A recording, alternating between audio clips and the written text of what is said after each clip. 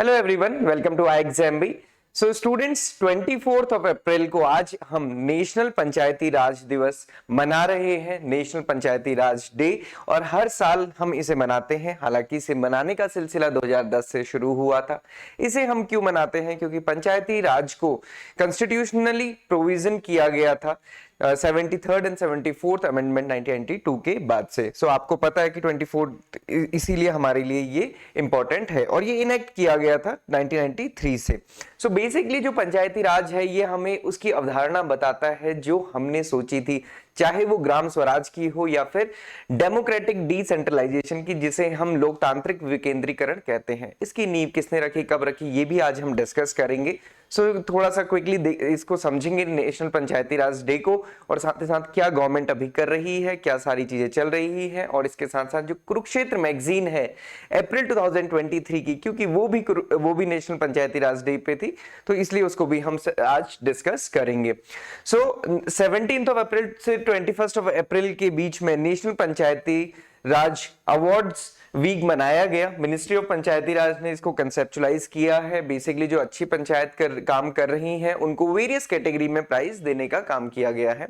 जो थीम रही वो पंचायतों के संकल्पों की सिद्धि का उत्सव है। पंचायतों के संकल्पों की सिद्धि का उत्सव, ये इसकी थीम रही थी। Awardee panchayat under various category में अवार्ड दिए गए, और वो कौन कौन सी कैटेगरी है इसको आगे भी डिस्कस करेंगे। दीनदयाल उपाध्याय पंचायत सतत विकास पुरस्कार for the performance under individual LSDG themes.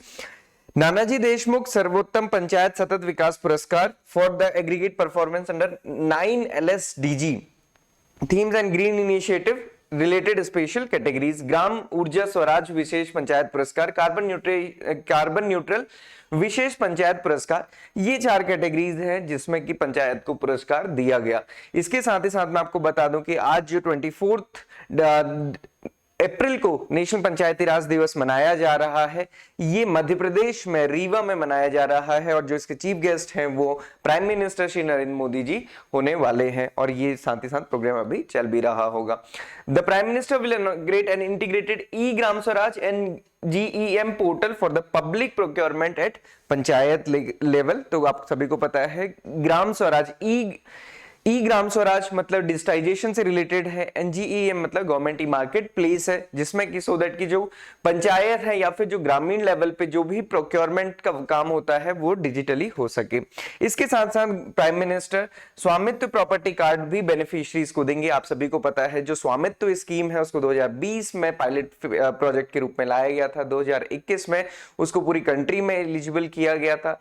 24 of अप्रैल 2022 में अमृत सरोवर स्कीम को लॉन्च किया गया था, और आज 24 ऑफ अप्रैल 2023 है जिनमें ये सारी चीजें की जा रही हैं। इसके साथ साथ आजादी का अमृत महोत्सव जो सीरीज है उसमें जो आज की थीम है वो इंक्लूसिव डेवलपमेंट समावेशी विकास, ये भी साथ लॉन्च किया जाएगा। इसके साथ ही साथ एक डेडिकेटेड वेबसाइट और मोबाइल ऐप जो समावेशी विकास के लिए है ये लॉन्च की जाएगी प्रधानमंत्री मोदी जी द्वारा। इसके साथ साथ स्वामित्व में मेरी संपत्ति मेरा हक कैंपेन अंडर द आजादी का अमृत महोत्सव समावेशी विकास, इसमें 1.50 crore record of rights property cards under स्वामित्व स्कीम बाय अगस्त 2023 इसका टारगेट रखा गया है। इसके साथ साथ 9 campaigns under the inclusive development theme of आजादी का अमृत महोत्सव ने विकास की ओर साझी कदम, इसमें कि 5 मिनिस्ट्री पार्टिसिपेट कर रही हैं, और जो मिनिस्ट्रीज हैं ministry of rural development, Panchayati Raj, agriculture and farmer welfare, health and family welfare and fisheries, animal husbandry and dairying, ये 5 मिनिस्ट्रीज इन 9 कैंपेन्स के लिए काम करेंगी। और इसके साथ साथ गृह प्रवेश मतलब प्रधानमंत्री आवास योजना ग्रामीण है जो, उसमें बेनिफिशियरीज को हाउस एलोकेट किए जाएंगे। सो ये सारी चीजें थी जो अभी चल रही हैं या फिर होने वाली हैं आज के दिन में 24 ऑफ अप्रैल 2023 में। सो अब आपको समझ आ गया होगा कि जो हम डिस्कस करने वाले हैं ये पंचायती राज के लिए डिस्कस कर रहे हैं। अब हम थोड़ा सा समझते हैं कि पंचायती राज है क्या और पंचायती राज की स्थापना या शुरुआत कैसे हुई। सो बेसिकली जब भी हम पंचायती राज की बात करते हैं तो आपको एक डेट याद आती है 2 अक्टूबर 1959। बलवंत राय मेहता कमेटी भी याद आती है जिन्होंने 3 पंचायती राज सिस्टम को रिकमेंड किया था, और उनकी रिकमेंडेशन के बेसिस पे ये पूरा सिस्टम स्टैब्लिश हुआ था। बट यहाँ पे ये सोचिए कि ये सिस्टम आया क्यों।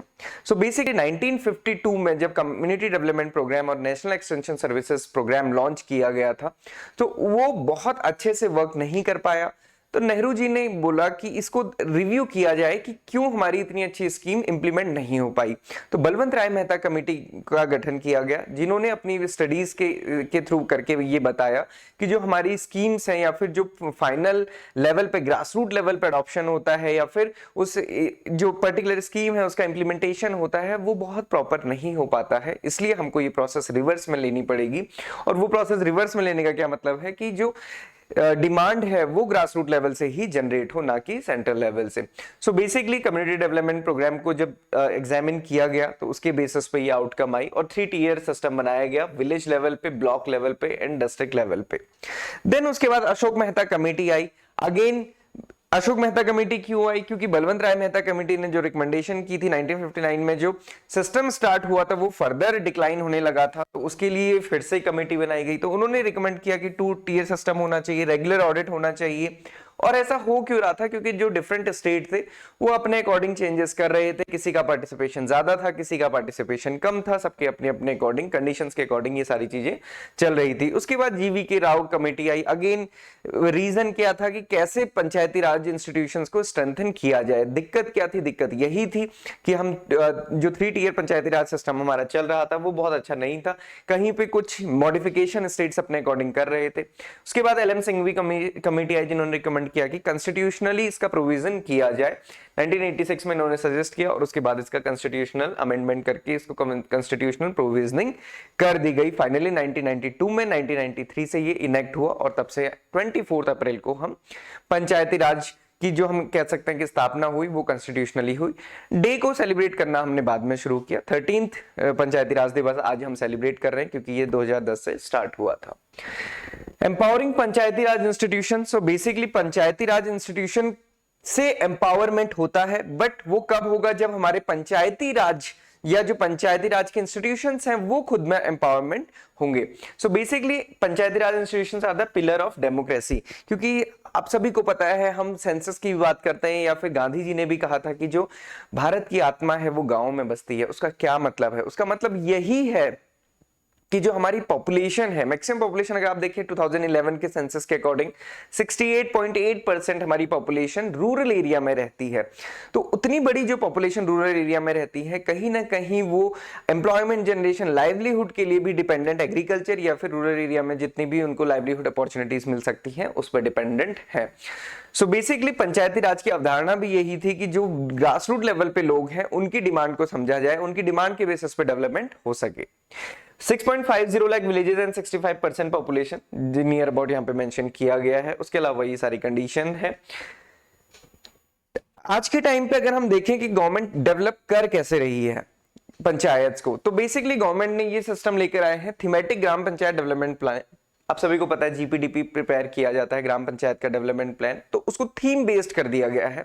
और ऐसा नहीं कि थीम कुछ भी बनाई गई है, ये थीम को बहुत सोच समझ के बनाया गया है। जो सस्टेनेबल डेवलपमेंट गोल्स हैं उसके साथ इसको एलिनेट किया गया है। हर एक अगर हम थीम को देखेंगे तो poverty free and enhanced livelihood.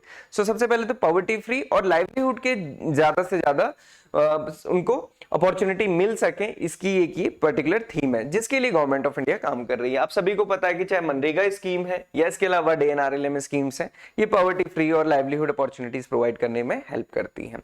सो ये एक थीम है। और आप सभी को पता होगा कि जो SDG है उसमें भी पॉवर्टी फ्री एक बहुत बड़ी थीम है। देन हेल्दी विलेज, हेल्थ से रिलेटेड है। चाइल्ड फ्रेंडली विलेज मतलब एजुकेशन। वाटर सफिशिएंट विलेज मतलब वाटर की availability. Clean and green village, so आप सभी को पता है सस्टेनेबिलिटी इज द की।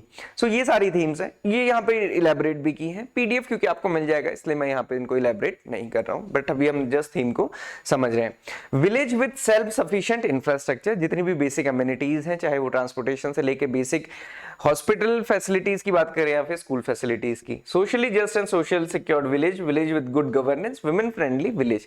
तो ये सारी थीम्स हैं जिन पे गवर्नमेंट वर्क कर रही है। सो थीमेटिक GPDP।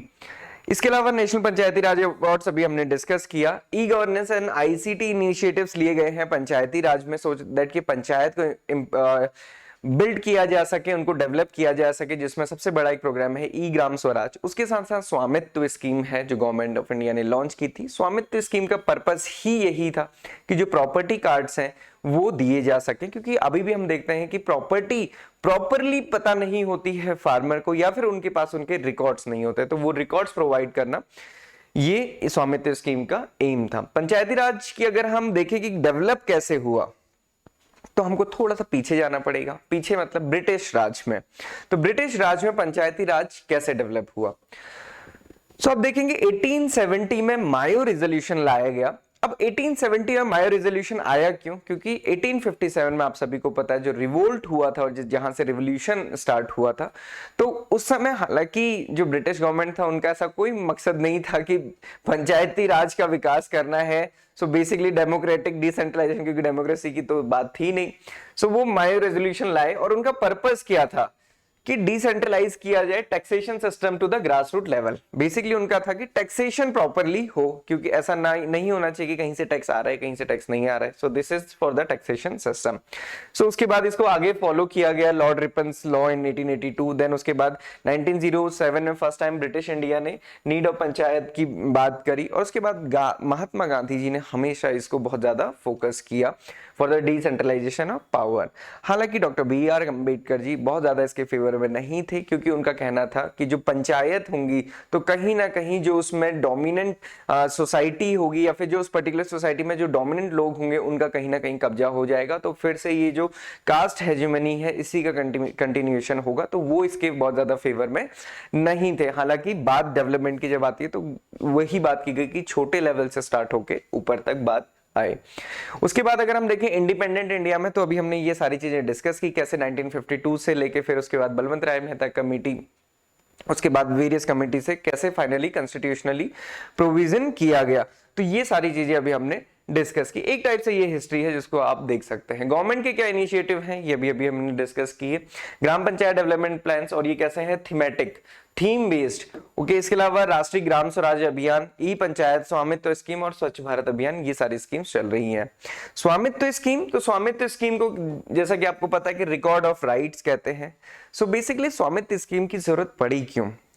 आप देखते हैं कि अगर मान लीजिए आपको लोन लेने जाना है, तो आपको एग्रीकल्चर का भी लोन लेना है या कोई सा भी इसको लोन लेना है, तो आपको उसके लिए कोलेटरल चाहिए। और कोलेटरल जनरली क्या होती है? हमारा लैंड या फिर हमारी प्रॉपर्टी। प्रॉपर्टी तो है बट वो पेपर्स में नहीं है, और पेपर्स में नहीं है वो कहीं ना कहीं लाइन डिपार्टमेंट से सभी की कमी की वजह से वो नहीं है। तो गवर्नमेंट ने ये डिसाइड किया, क्योंकि इसकी वजह से डेवलपमेंट हमारा ब्लॉक होता है, एक टाइप से हम ये कह सकते हैं, क्योंकि कोलेटरल नहीं है तो लोन नहीं मिल पाएगा, लोन नहीं मिल पाएगा तो आगे काम नहीं हो पाएगा, तो ये सारी चीजें रुक जाती हैं। इसलिए गवर्नमेंट ने ये सोचा कि सबसे पहले हमको ये सारी चीजें प्रोवाइड करनी है, फिर चाहे वो किसी भी चीज से रिलेटेड हो। लेकिन नीड ऑफ स्कीम में भी ये लिखा है। इसके साथ साथ एक बड़ा था कि लैंड डिस्प्यूट होते हैं और वो क्लियर नहीं हो पाते क्योंकि प्रॉपर रिकॉर्ड्स नहीं होते हैं। सो अगर प्रॉपर रिकॉर्ड्स होंगे तो लैंड डिस्प्यूट्स की तो बात ही नहीं आएगी। तो इसके साथ ही साथ ये 2021 से इसको स्टार्ट किया गया रिकॉर्ड ऑफ राइट्स, और पहले ये पायलट फेज में आया था एंड 2021 में फिर इसको ऑल इंडिया में लागू किया गया था।